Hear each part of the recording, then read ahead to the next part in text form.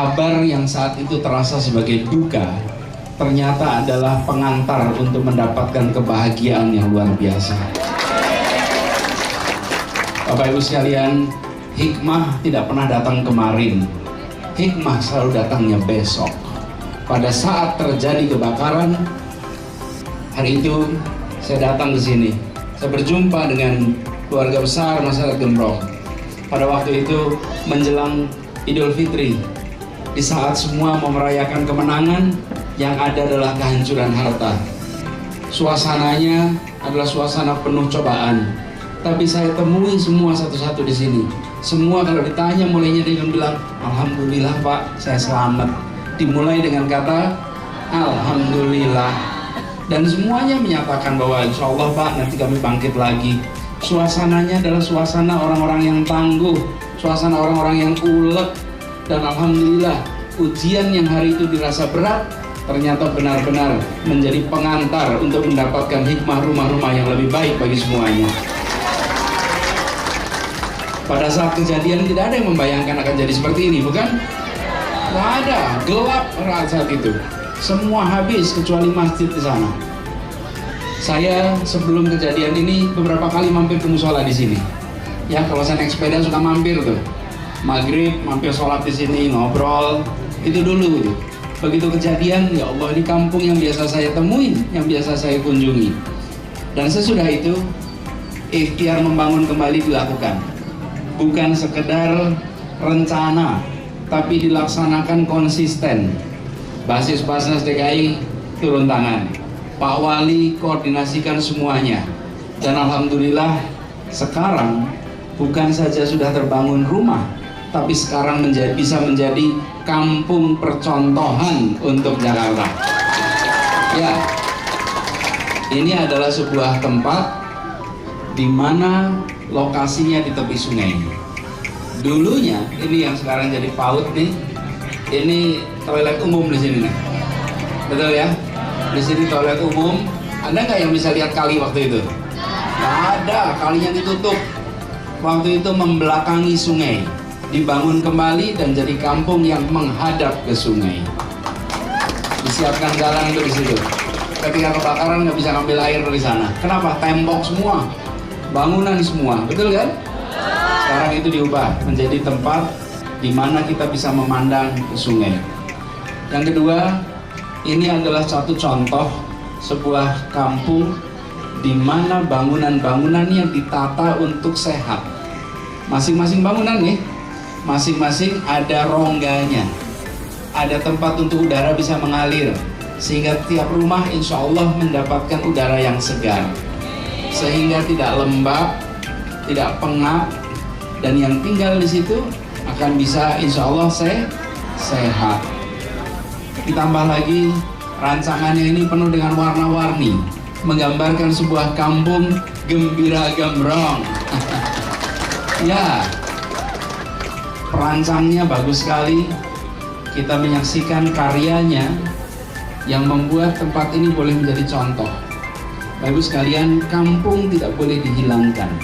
Yang boleh dihilangkan adalah kumuhnya. Betul?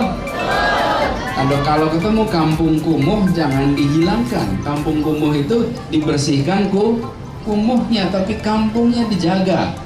Jadi tadi seperti pesannya Bu Rosidi, kami di Pemprov DKI bersama dengan Basis, bersama kolaborator semua, kami bisa membangun gedungnya, tapi untuk membangun suasananya, tanggung jawabnya pada Bapak Ibu semua. Bangun suasana kekeluargaan, kembalikan suasana guyub, suasana persaudaraan, itu hanya bisa dikerjakan oleh warga yang tinggal di sini. Tadi saya tanya Bu Rosidi sudah berapa tahun di sini? Katanya dari umur 10 tahun. Sekarang usia berapa? Hampir 70. Jadi hampir 60 tahun beliau tinggal di tempat ini. Bapak sekalian, saya berharap dengan diresmikannya tempat ini dipakai kembali, jaga agar tempat ini guyub, suasana persaudaraan terbangun. Lalu saya ingin juga sampaikan kepada semua, ini adalah contoh sebuah kampung yang menerapkan pendekatan namanya zero run off. Apa artinya zero run off itu? Zero itu nol, run off itu artinya aliran keluar.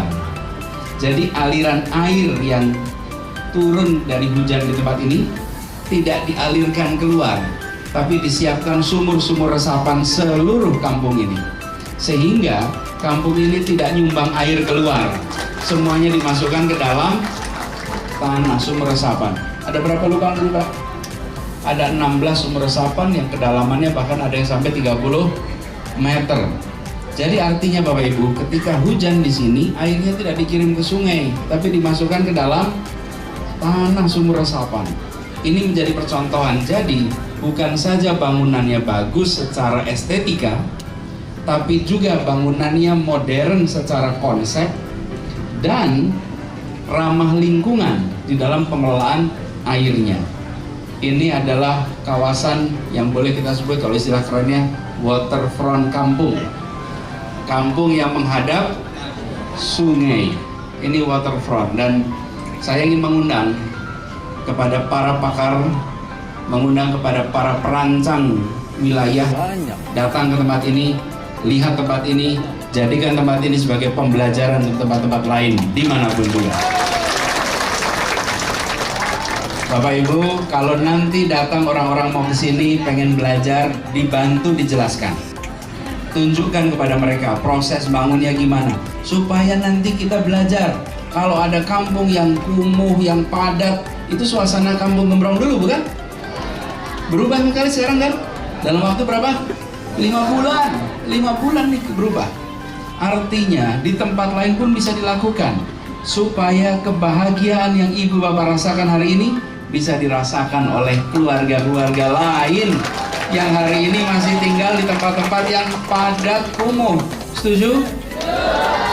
Ceritakan bagaimana kebaikan dibalas dengan kebaikan.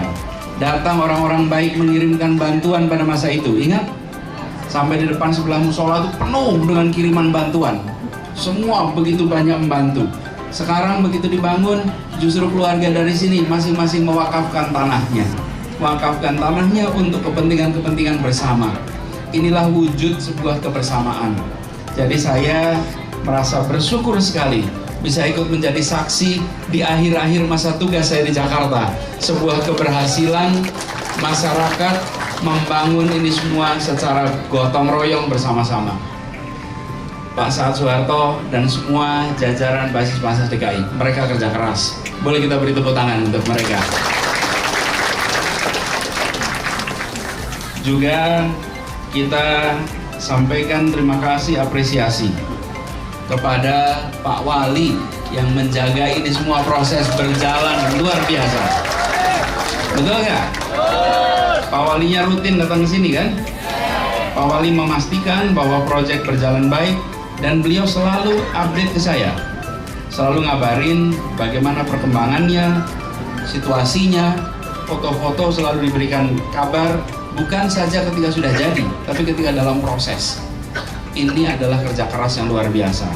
Saya juga sampaikan terima kasih kepada beberapa BUMD, Pamjaya, Paljaya, juga PLN, PT Danapin, dan PT United Tractor yang membantu ini semua. Ini termasuk bikin ini nih, bikin PAUD. Karena itu Bapak Ibu, saya mengundang kepada para pakar, para aktivis untuk datang ke sini lihat tempat ini dan jadikan contoh. Dan tempat ini nanti Bapak Ibu sekalian bukan hanya indah dipandang, nyaman ditinggali, dilihat dari jauh aja bagus. Saya lihat foto-fotonya dari atas tuh, kemarin pakai drone, nggak kelihatan kayak kampung gembira gembrong. Ya, ini nanti bisa jadi contoh. Begitu lihat ada kampung dengan warna-warni, dimanapun bilang itu kampung gembira gembrong. Bapak Ibu sekalian, jumlah yang dibangun di sini adalah 138 rumah, 2 lantai dengan toilet dan disiapkan septic tank komunal. Karena itu ini lengkap. Nanti Pak Saad kalau boleh, Pak Saad disiapkan penjelasan deskriptif dipasang sehingga siapapun yang datang nanti bisa membaca narasi yang ada di tempat ini. Ibu bapak semua, warga Kampung Gembira Gembrong yang saya hormati, jaga tempat ini, rawat tempat ini, bukan hanya fisiknya, tapi tadi saya pesan apa? Persaudaraannya. jaga kebersihannya, jaga kerapiannya. Lalu juga saya mohon didoakan, sebentar lagi tugas saya selesai. Doakan husnul khotimah di Jakarta. Bahwa tanggal 16 besok saya akan tuntas, saya akan kembali jadi warga negara. Nanti kapan-kapan boleh saya mampir lagi di sini ya. Nanti kalau lagi longgar keliling nanti saya mampir. Nanti siapa tahu kita bisa sholat maghrib sama-sama lagi tuh di depan sana ya. Terima kasih buat semuanya dan izinkan saya mengakhiri dengan menyampaikan rukunnya sebuah peresmian dengan mengucap Bismillahirrahmanirrahim. Pada hari ini Jumat 7 Oktober 2022, Kampung Gembira Gembrong dengan ini secara resmi digunakan.